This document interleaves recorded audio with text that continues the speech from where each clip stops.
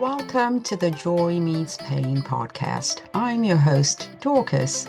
As a family therapist, I cannot tell you how many times I've heard people say, my family is the worst, or I'm too embarrassed to talk about my family, or no family is like mine. Well, guess what, listeners? All families have ishness, foolishness, happiness, shadiness, loneliness, forgiveness, hopefulness, goodness, and the list goes on. If you come from a family, like we all do, and are trying to navigate your family relationships, then welcome. Here's an important disclaimer. I am not providing therapy or medical advice. Please consult with your medical and mental health providers. And here's a heads up. Once in a while, I will curse. So if you're looking for a clean, no foul language kind of show, this is not it. Join me and my co-host Taki mid-month and end of the month on Wednesdays as we discuss all things family, both joyful and painful. Hello and welcome to episode 45, which I have called Give People Their Flowers While They Can Still Smell Them. So last time in the previous episode, I talked about dreams postponed.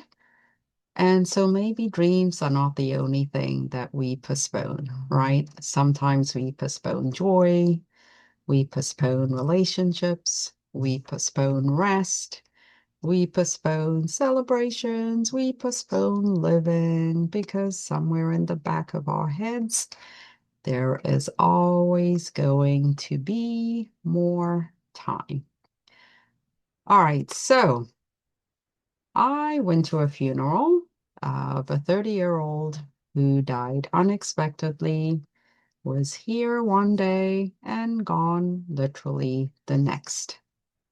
So, what is it about death that makes us travel miles to say goodbye to someone we hadn't spoken to in a while, right?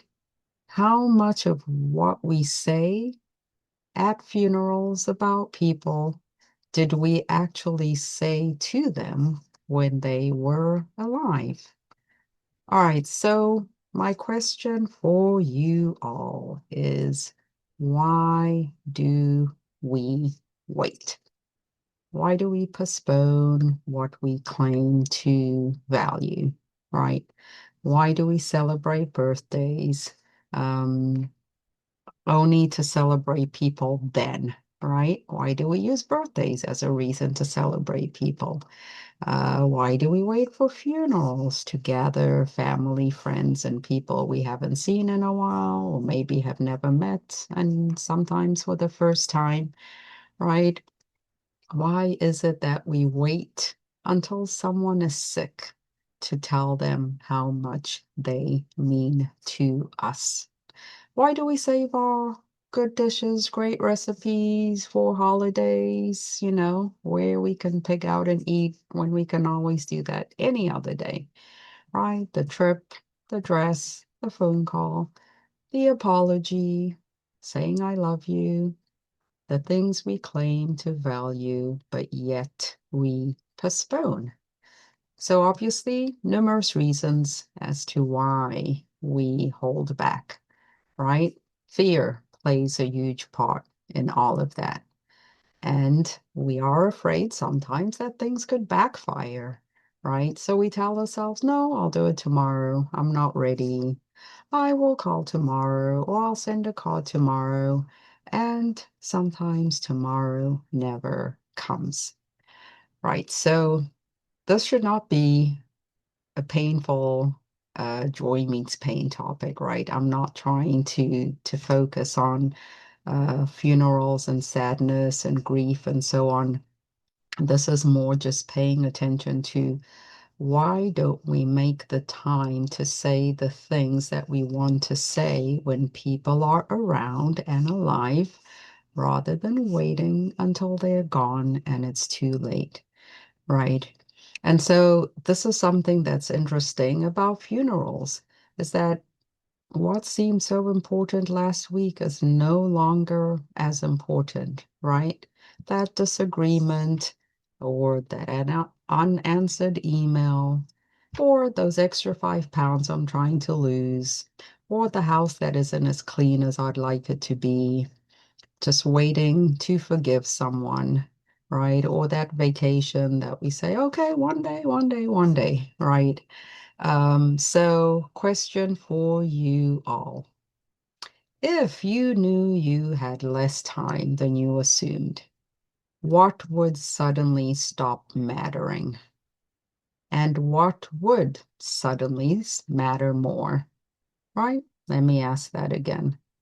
So if you knew that you had considerably less time than you assumed, what would suddenly stop mattering? And what would suddenly matter more? So here's the thing about giving people their flowers. And yes, I'm not meaning literal flowers. Flowers can be anything from words, from actions, right?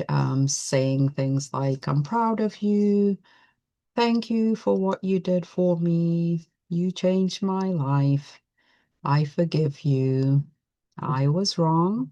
That's a strong one. I was wrong. I miss you.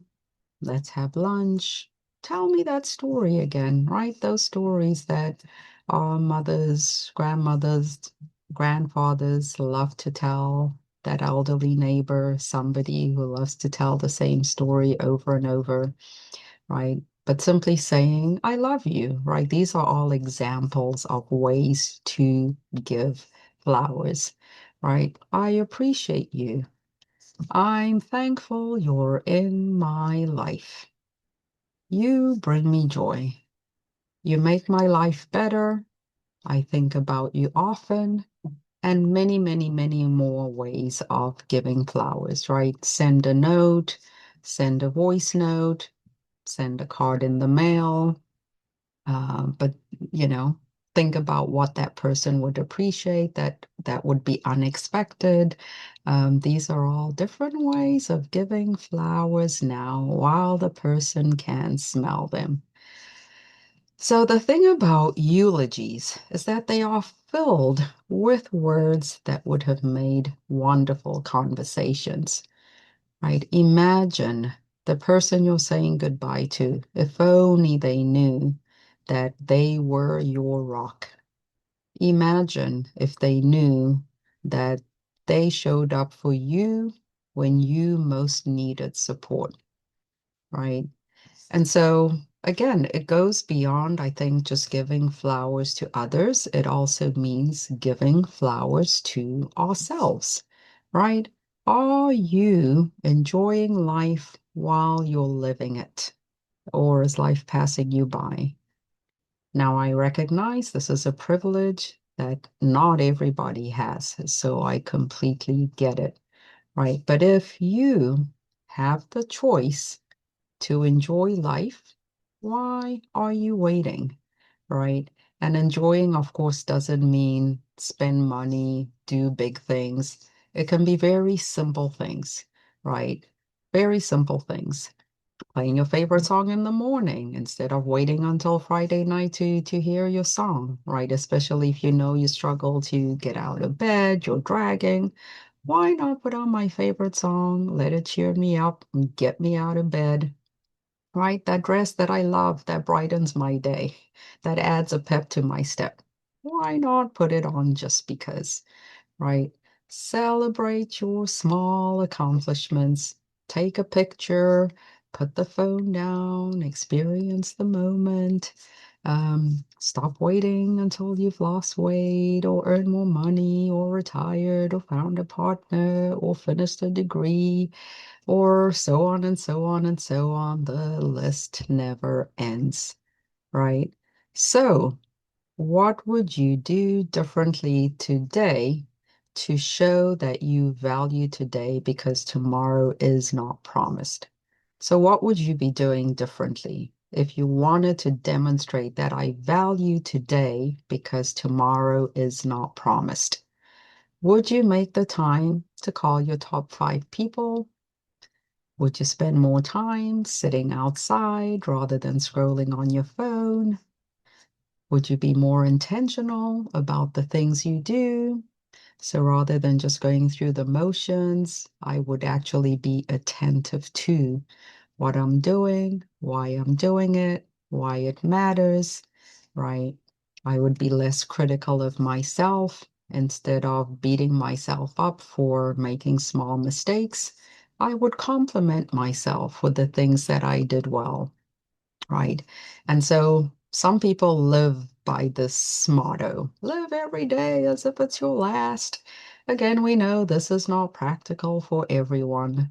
And so you have to know, if I had to live every day like it was my last, would that actually do something for me? Would it push me to live life as if it was my last, right? But again, you have to know yourself if you're going to live by that philosophy. Because sometimes, yes, it can be a little dangerous. Some people can become reckless with it. So instead of choosing that motto, I would say, live as though your days are valuable and not unlimited, right? Live as though my days are valuable, but not unlimited, right? And so it means saying the thing now, saying the love thing now. Don't assume people know how you feel because this is often not accurate, right? We tend to think, oh yes, you know how much I love you, you know how much I care, and so on and so, but sometimes people don't. So don't assume it, say it, let them know, right? Stop waiting for your body to change before you start enjoying it. Celebrate people for no reason, just no reason. It doesn't have to be a big occasion. You know, I thought about you today. I bought your favorite cupcake, whatever it may be, right?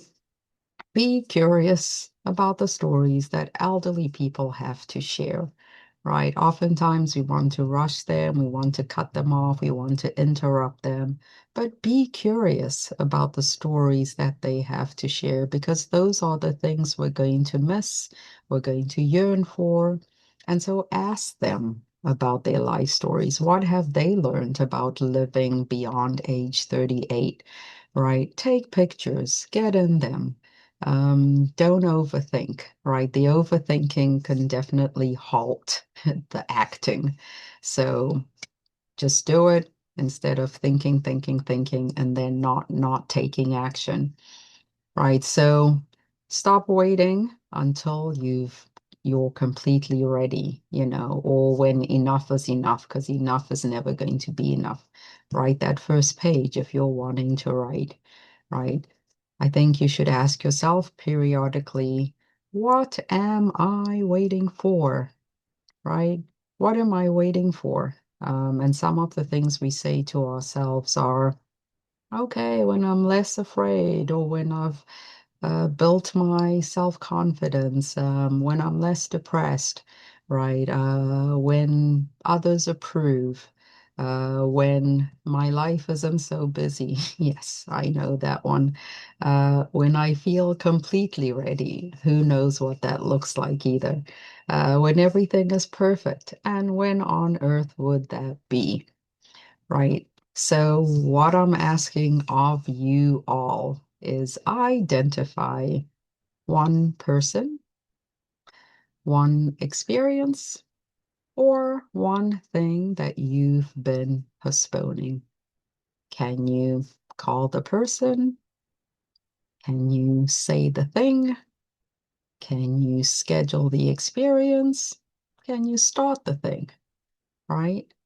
Do not wait for a funeral to remind you that somebody mattered, right? Don't wait for a diagnosis to decide that your life matters, right? So, what are you postponing? Why not start today? Why not start now? Don't wait for someday to start participating in your own life.